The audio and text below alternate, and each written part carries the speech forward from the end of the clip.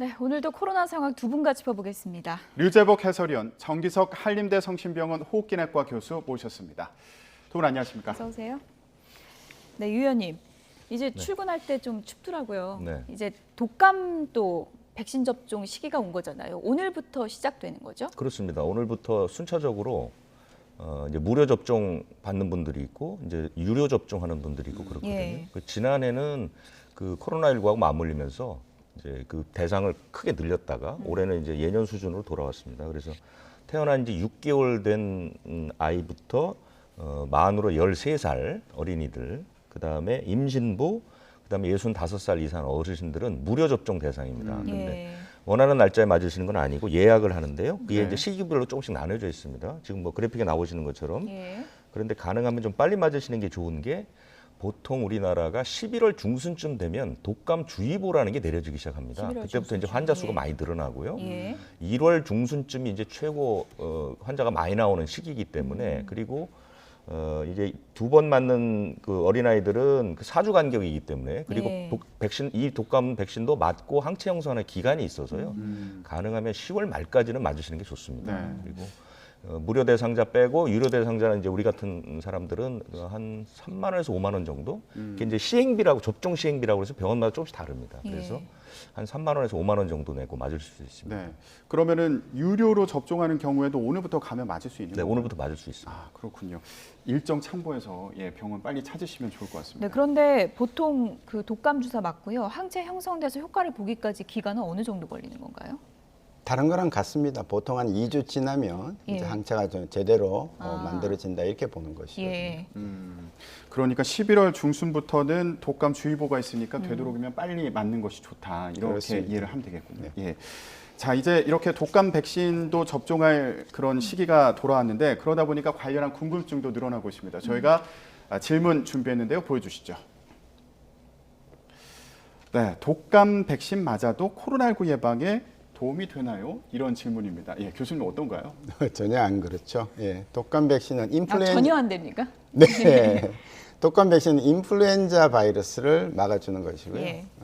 코로나19는 사스 코로나 바이러스 2라는 바이러스를 막아주는 거기 때문에 두 개의 바이러스는 완전히 다른 바이러스입니다. 그러니까 독감 백신을 맞는다고 해서 코로나19가 예방되는 건 아니지만 어느 정도 중증으로 가는 경우, 좀 증상이 악화되는 경우는 좀 막아줄 수 있지 않을까 싶기도 한데 어떤가요? 그것도 아닙니다. 지금 예. 독감 백신을 꼭 맞으시라는 이유는요. 네. 저는 금년에도 아마 독감이 잘 안 돌지도 모르겠다는 그런 생각입니다. 올해 좀 그런데 감기 환자가 많이 없었잖아요. 네, 예. 그렇습니다. 그래서 이제 독감이라는 게 크게 두 가지인데요. 국내에 도는 게 있고 외국에서 들어오면서 도는 그런 경우인데 지금 전 세계적으로 쭉 독감의 추세를 보면 사람들이 여행을 하면서 만나면서 교류를 하면서 생기는 건데 지금은 교류가 거의 없으니까 게다가 각자 자기의 최고의 백신인 마스크를 다 무장을 하고 있기 때문에 이번에도 아주 대량으로 많이 생기는 일은 없겠다라고 제가 조심스럽게 말씀을 드리는 거지만 그래도 예.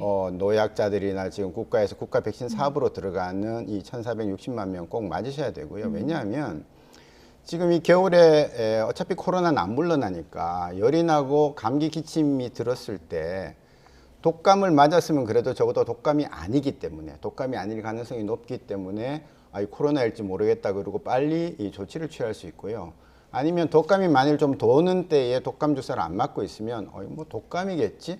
예, 그리고 그냥 소홀히 할 수도 있다는 예. 겁니다. 그렇기 때문에 이때는 꼭 해당되는 분들은 반드시 이 접종을 하시는 게 원칙이다. 그렇게 교수님 그런데요. 기사 보니까 이런 얘기도 있더라고요. 독감하고 코로나19가 같이 걸리면 치명률이 높아질 수 있다는 기사도 있던데요. 어떻게 보십니까? 그 예가 작년에 우리나라에서도 나왔고요. 예. 워낙 숫자가 적기 때문에 그 분들이 굳이 치명률이 더 높다는 것은 통계적으로는 나와 있지는 않습니다. 그렇긴 하지만 뭐 당연히 바이러스 하나도 내 몸이 감당하기 어려운데 두 개의 바이러스가 들어와서 내 몸을 공격할 때는 당연히 조금 어려울 것이다라는 것은 뭐 상식적으로 의학적인 네. 상식이다 그렇게 네. 봅니다. 코로나인지 독감인지 헷갈리는 경우가 있다 보니까 독감 안 걸리기 위해서라도 일단은 독감 백신 맞아야 예. 되고 또 두 가지가 동시에 걸리는 경우 이런 위험도 예방하기 그러니까요. 위해서 독감 백신 접종해야겠습니다. 그런데 말씀을 들어보면 결국에는 코로나19 백신이 또 중요한 그런 상황인데 이런 얘기도 있더라고요. 영국 같은 경우에는 12세에서 15세 청소년의 경우에 화이자 백신은 한 번만 맞추자 이렇게 결론을 네. 내렸다고 하더라고요. 이게 어떤 배경인지 그리고 국내에서도 이런 내용을 좀 참고할 필요가 있는지 어떻게 보십니까? 예, 지금 12세에서 15세까지는 나라마다 다 입장이 다릅니다. 예. 미국같이 자기네들이 개발한 백신을 갖고 있는 데서는 적극적으로 맞추자라는 주의고요. 뭐 그래봤자 50%도 안 되지만 접종률이 다른 나라에서는 좀 신중한 편입니다. 왜냐하면 지금 미국 FDA가 공식 승인한 연령은 16세 이상입니다. 12세에서 15세까지는 자국 내에서 그렇게 많이 지금 접종을 하고 있음에도 불구하고 공식 승인을 안 했습니다. 긴급 승인이라는 거죠. 그 얘기는 그만큼 안전성과 효능성에 대한 자료가 더 필요하다라는 얘기입니다. 그래서 저는 우리나라에서도 좀 조심스럽지만 12살에서 15살까지 연령층의 예방주사, 코로나 예방주사를 맞히는 것은 좀 신중하게 접근을 해야 된다. 특히 지금 뭐 부스터에 대해서도 자꾸 심근련 얘기 등등 얘기가 나오기 때문에 예. 그렇게 덜커덩 따라가는 것은 저는 좀 혹시라도 잘못될 수 있다라는 그런 좀 조심스러운 입장입니다. 일단 뭐 청소년 같은 경우에는 위중증으로 가는 비율이 워낙 낮은 상황인데다가 네. 또 심근염 같은 부작용 우려가 있기 때문에 1차만 하도록 하자. 영국에서는 일단 이렇게 권고를 한다고 하는데 우리는 지금 어떤 얘기들이 나오고 있는 겁니까? 아직까지 구체적인 계획은 안 나왔고요. 예. 4분기에 접종 대상에 포함시키겠다 예. 정도가 나왔고 아마 추석 끝나면 4분기 접종 계획을 발표해야 되거든요. 벌써 이제 10월이 됐으니까요. 예. 그때 포함될 것으로 보이고요. 예. 그런데 이제 전 세계적으로 알려진 거는 용량 자체가 어른만큼 많을 필요는 없다. 뭐 이런 결과들은 좀 나오고 있죠. 예. 뭐 용량을 반으로 줄인다거나 예. 네. 영국처럼 횟수를 줄인다거나 무엇보다도 이 어린이 접종은 세계보건기구가 반대합니다. 왜 그러냐면 세계보건기구의 입장은 뭐냐면 지금 우리나라도 뭐 50% 정도 뭐 접종이 되고 있지만 아프리카는 전체 인구의 3%만 접종을 한 상태입니다. 거의 맞지 않았다는 거거든요. 예. 그러니까 지구촌이 하루면 어느 나라든 갈 수 있는 이런 이동이 빈번한 세계에서 어느 한 지역만 뭐 코로나19가 사라졌다고 해서 그게 전 지구가 해결됐다 볼 수 없거든요. 예. 그래서 세계보건기구의 입장은 어린이들에게 맞출 백신이 있으면 우선 아프리카 같은 빈국에 줘야 된다 이렇게 얘기하는 거고 그 의학적 근거는 어린이들은 사실 증상도 거의 없고 예. 뭐 중증으로 가는 확률도 거의 없기 때문에 안 맞아도 큰 문제가 없다. 예. 이게 네. 이제 세계보건기구의 입장. 예. 네. 그리고 또 12세에서 15세 같은 경우에는 뭐 부모가 결정을 하도록 한다든지 이 접종을 할지 말지 결정하는 것과 관련해서도 좀 논의가 필요하겠군요. 그러니까 우리도 지금 백신은 의무적으로 맞는 게 아니잖아요. 다 본인의 선택이죠. 그런데 예. 이제 아무래도 어린아이들은 본인이 결정할 수 있는 그 역량이 좀 떨어지니까 그건 당연히 부모님들이 결정을 예. 해줘야죠. 알겠습니다. 자, 저희가 지금 코로나19 그리고 코로나19 백신과 관련한 궁금증들 하나하나 알아보고 있는데요. 다음 궁금증 보여주시죠. 네, 이런 궁금증이 있습니다. 완치한 후에 3개월이 지났는데 탈모가 생겼습니다. 그러니까 코로나19에 감염이 됐다가 완치를 한 거예요. 근데 석 달이 지났는데 탈모가 생겼다는 건데 이거 코로나19 후유증 같은데 회복이 가능한가요? 어떻습니까? 대체로는 회복이 가능한 걸로 봅니다. 예. 왜냐하면 이제 우리가 이제 항암 치료를 하면 머리가 많이 빠지지 않습니까? 거의 다 빠지는데요. 치료가 끝나면 다 회복이 되십니다. 이 코로나19 때 탈모가 오는 정확한 기전에 대해서는 설명은 아직 없지만 크게 두 가지일 겁니다. 하나는 감염으로 인한 직접적인 어떤 후유증 있을 수가 있고요. 두 번째는 이제 스트레스로 인해 생기는 것이거든요. 그래서 둘 다 일정 기간이 지나면 탈모 현상은 없어질 것이고 이 모낭은 굉장히 활발하게 움직이는 조직입니다. 그래서 얼마든지 새 머리카락이 날 수 있다 저는 그렇게 보고 예. 있습니다. 그냥 뭐 일반적으로는 이런 얘기도 하시더라고요. 코로나 걸리면 열이 많이 나니까 열이 많이 나서 머리카락이 빠지나? 뭐 이런 분들도 있는데 그건 상관이 없는 건가요? 예, 그러면 열나는 병일 땐 다 머리 빠져야 되는데 예전에 이제 아주 뭐 장티푸스라는 그게 걸리면 이제 머리가 많이 빠진다는 그런 얘기가 있었습니다만은 발열이 직접적으로 탈모에 영향을 미친다 이런 얘기는 예. 하죠. 그러니까 일정 기간 지나면 다시 나는 거니까 그렇게까지 예민할 필요는 없다. 이렇게 생각하면 그렇게 되겠군요. 교수님, 그런데 코로나19 후유증 중에 또 무서운 게 예. 집중력이 저하되거나 아니면 후각이나 미각을 상실하는 경우도 있다고 하잖아요. 이것도 지속적으로 나타나는 건지 회복이 가능한 겁니까? 그 부분도 되게 흔합니다. 사실은 다른 웬만한 감염이 후각, 미각 상실이 잘 없는데요. 특히 이 바이러스는 후각신경을 직접 건드리는 것 같습니다. 여기 이제 우리 코의 그 천정 쪽에 그 후각신경이 내려와 있거든요. 뇌하고 직접 연결이 되어 있는 거예요. 그래서 그 신경을 침범해서 다 그 신경이 이제 지금 이 코로나 바이러스가 침범을 해서 파괴를 하면 후각이 마비가 되는 것이고, 미각이 마비된다는 것도 사실 후각이 마비돼서 미각이 떨어지는 거예요. 아, 그렇군요. 예, 우리가 맛은 4가지 맛밖에 모르거든요. 단맛, 짠맛, 신맛, 쓴맛이고 예. 나머지 맛이라는 것은 다 코에서 느끼는 풍미를 갖고 우리가 맛이 좋다, 나쁘다 이렇게 얘기를 하는 거거든요. 그래서 두 개는 연결되어 있다고 보는 건데요. 만일 후각신경을 그 바이러스가 다 그냥 파괴시켜 버렸다. 그러면 후각이 안 돌아올 수도 있습니다. 왜냐하면 신경조직은 재생하는 게 아니거든요. 예, 그래서 그럴 수는 있겠는데 뭐 상식적으로 그게 다 없어지진 않을 것이고, 또 그다음에 이제 후각은 훈련 같은 게 있습니다. 그런 걸로 해서 웬만큼은 회복될 것이고, 주변에 후각을 잃었다가 다시 돌아왔다는 분도 있고 하는 거 보면 예. 후각도 역시 미각과 마찬가지로 상실은 많지만 다시 돌아올 것이다, 오고 있다, 그렇게 보고 있습니다. 예. 코로나 관련 궁금증 다음 내용 좀 확인해 보도록 하겠습니다. 요즘에 백신 맞기 전후로 요즘 물 많이 마시는 분들 많은데요. 물을 마셔야 부작용도 덜하다, 뭐 이렇게도 얘기를 하시던데 어느 정도 상관관계가 있는 겁니까? 접종 후 물 마시는 그때 수액도 우리 저희 한번 말씀을 좀 예. 드렸던 것 같은데요. 저는 그 탈수 문제가 문제이기 때문에, 탈수가 너무 되면 우리 몸에 여러 가지 신진대사가 가라앉기 때문에 이제 그 물을 마시라는 얘기고요. 물을 과하게 더 마시는 것은 도움이 안 된다고 한번 말씀을 드렸고, 우리가 하루를 살면서 우리도 모르게 빠져나가는 물이 한 800cc 정도라고 보고 있습니다. 주로 호흡을 하면서 이 안에 있는 수증기가 나가고요. 예. 그다음에 일부 땀도 나가고 이제 등등 하기 때문에 소변 나가는 건 제외입니다. 예. 소변 나가는 제외고, 이제 우리가 무감각적으로 모르게 나가는 물이 800이기 때문에 하루 종일 물을 800 이상 안 드시면 탈수가 되는 거죠. 아, 그렇군요. 어떤 분은 물을 되게 안 드시는 분이 계세요. 예. 예, 그래서 최소한 800은 들어가야 내 몸이 정상적으로 움직이는 거거든요. 그래서 이제 그런 의미에서 탈수가 안 되도록 물을 충분히 마시라, 예, 그런 뜻이라고 해석하면 되겠습니다. 그러니까 뭔가 좋다 그러면 또 과하게 드시는 분들이 많아서요. 그러니까 막 백신 전후로 무리하게 막 1.5리터 막 들고 마시고 이럴 필요는 없다는 말씀이시죠? 예, 과유불급입니다. 예. 너무 무리한 것은 항상 좋지 예, 않습니다. 평소대로 하는 게 좋다. 네. 예. 네, 아무래도 처음 맞아보는 백신이다 보니까 이렇게 궁금하고 또 예. 불안한 점도 많은 것 같습니다. 그리고 또 한 가지 후유증이 있다 보니까 백신을 맞아도 되는지 이렇게 좀 주저하는 분들도 계실 것 같은데, 이번에 이런 사례가 또 있습니다. 예. 화이자 백신을 맞은 후에 이상 증세를 보이다가 사망하는 사례가 잇따라서 발생한 건데요. 그 가운데 이런 사례가 또 눈에 띄더라고요. 아스트라제네카 백신과 화이자 백신을 교차 접종한 50대 경찰관이 이상 반응 치료 중에 숨지는 일이 있었습니다.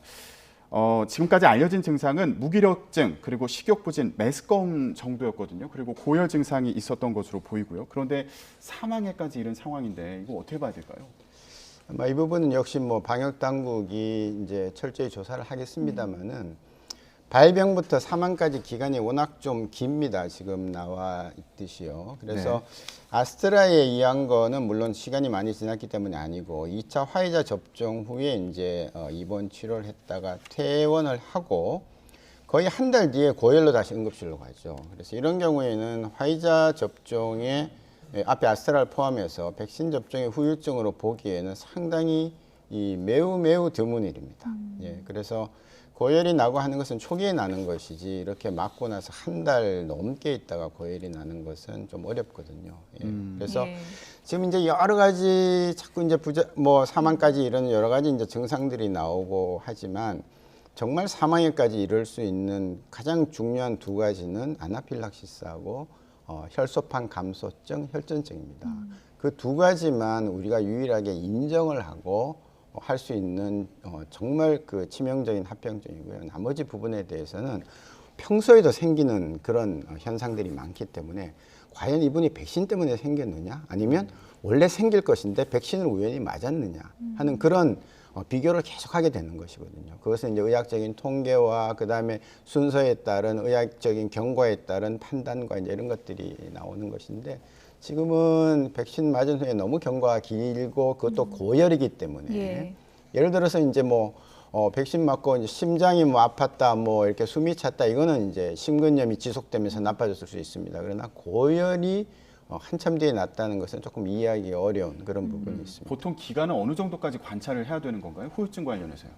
mRNA 때문에 나오는 그 심근염 등등 이런 쪽은 끝까지 갑니다. 2번 맞고 난 뒤에도 계속 관찰해야 됩니다. 한 4주까지. 4주 정도? 예, 4주까지. 계속 관찰을 해야 되고요. 나머지는 대개 3일 안에 국소적인 반응은 다 나오고 끝나는 것이 예. 일반적입니다.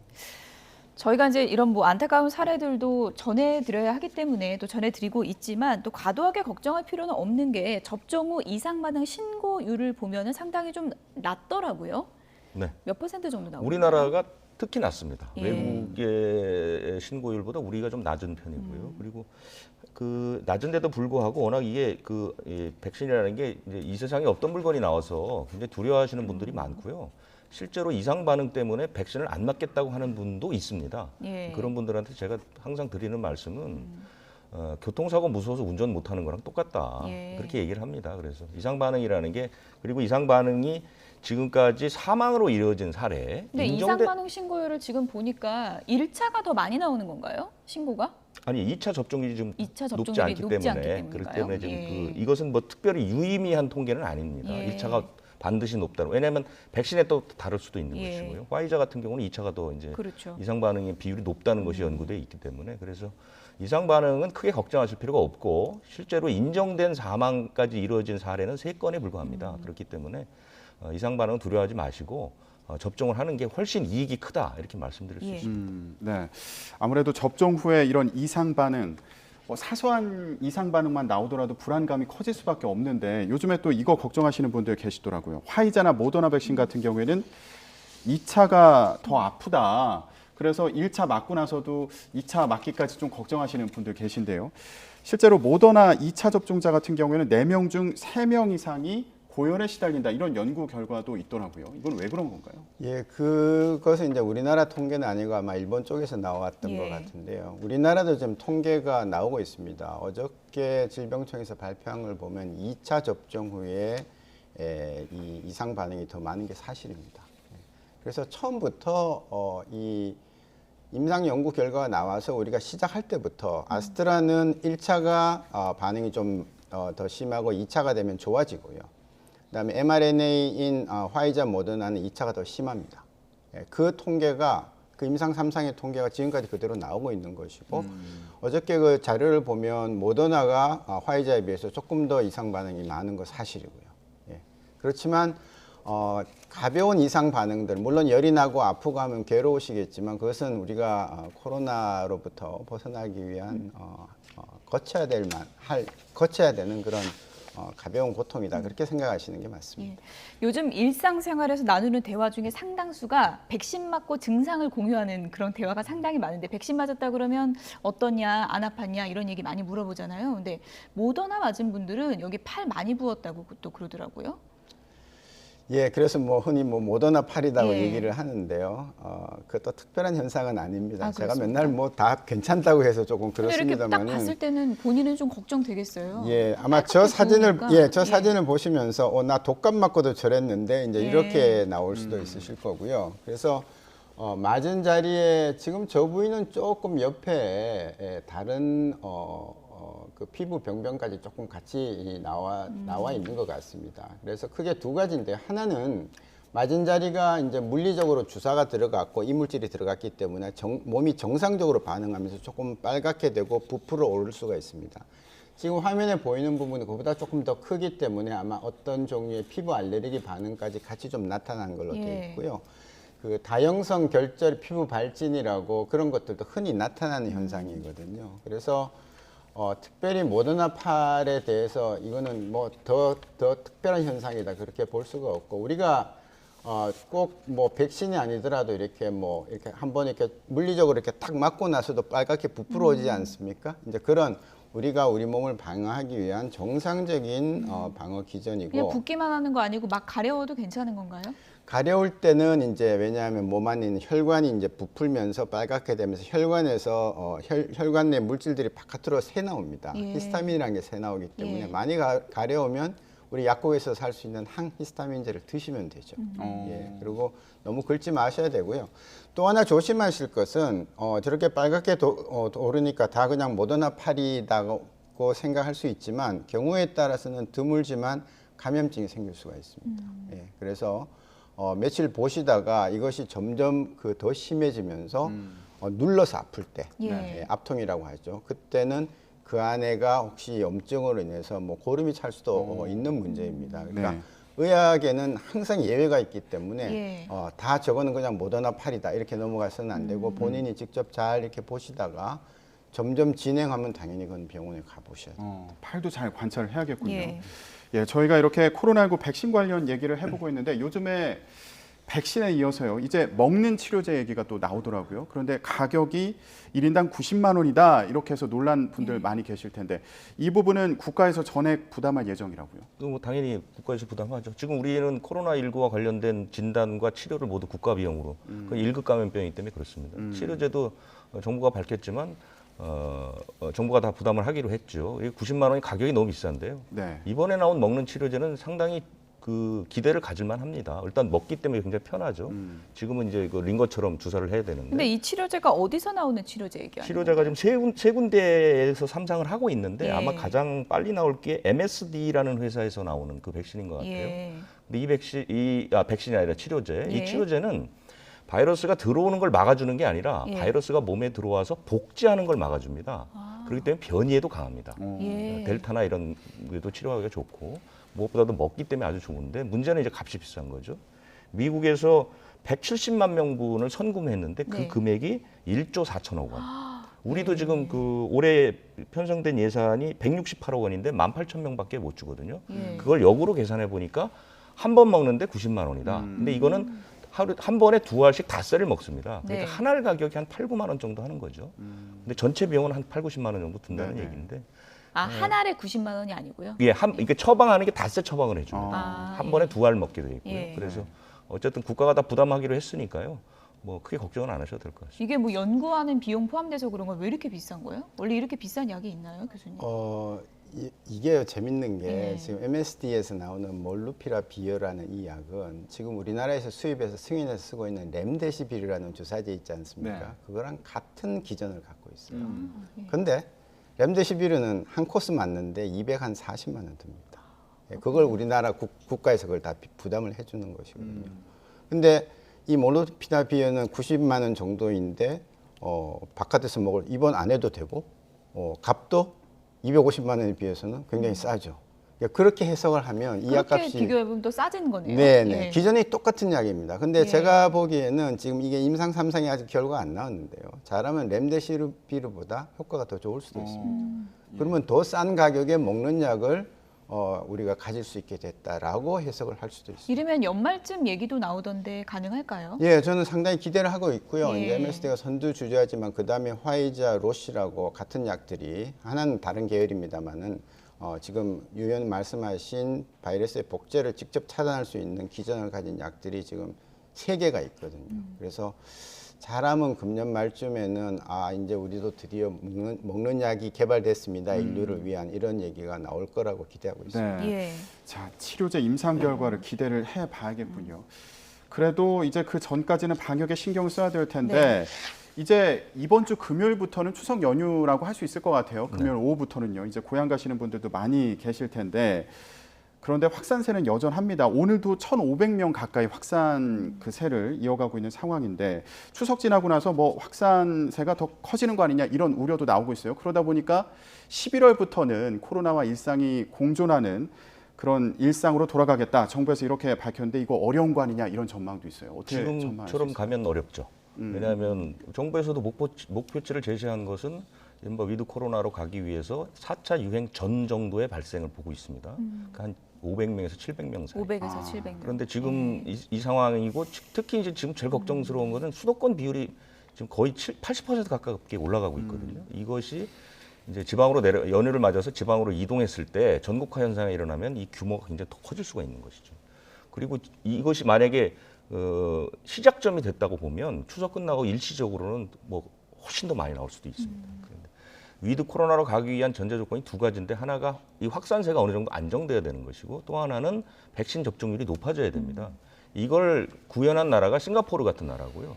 이게 구현 안 돼서 위드 코로나로 성급히 갔다가 이제 망해버린 나라들이 뭐 영국 같은 나라 이런 나라들이 이제 이 확산세를 잡지 않고 그냥 접종만 많이 했다는 이유로 풀어버렸거든요. 그렇게 되면 위드 코로나로 가기가 불가능합니다. 그래서 이번 추석이 상당히 중요한 그런 관건의 시간이 된다 이렇게 봅니다. 네. 끝으로 이 얘기도 좀 전해드려야겠습니다. 코로나의 그늘이 너무 길어지다 보니까 자영업자들이 그야말로 뭐 절규를 하고 있는 상황입니다. 이렇게 더는 못 살겠다. 이렇게 호소하는 자영업자들이 상당히 많은데요. 그 와중에 좀 안타까운 소식이 또 극단적인 선택을 한 분이 있어서 안타까움을 전해주고 있어요.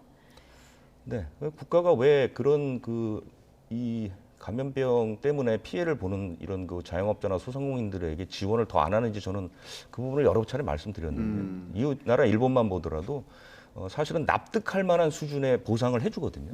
우리는 지금 사실 너무 적습니다. 예. 그래서 제가 이때도 항상 예를 드는 게 집안에 누가 갑자기 큰 병에 걸려서 수술 받을 때 가장이 보험료 떼고 여가비 떼고 이러고 수술비를 대는 게 아니라 모을 수 있는 모든 돈을 모아서 일단 수술해서 급한 불을 꺼야 되는데 예. 지금 우리는 그게 이루어지지 않거든요. 그러다 보니까 뭐 더한 일도 벌어질 수가 있는 것이죠. 그래서 예. 이 부분은 정부가 좀 더 적극적으로 좀 더 충분히 보상을 하면서 끌고 가야지. 예. 이 사람들의 피해를 바탕으로 해서 그 코로나를 뭐 통제하겠다 이 예. 발상 자체는 굉장히 위험하고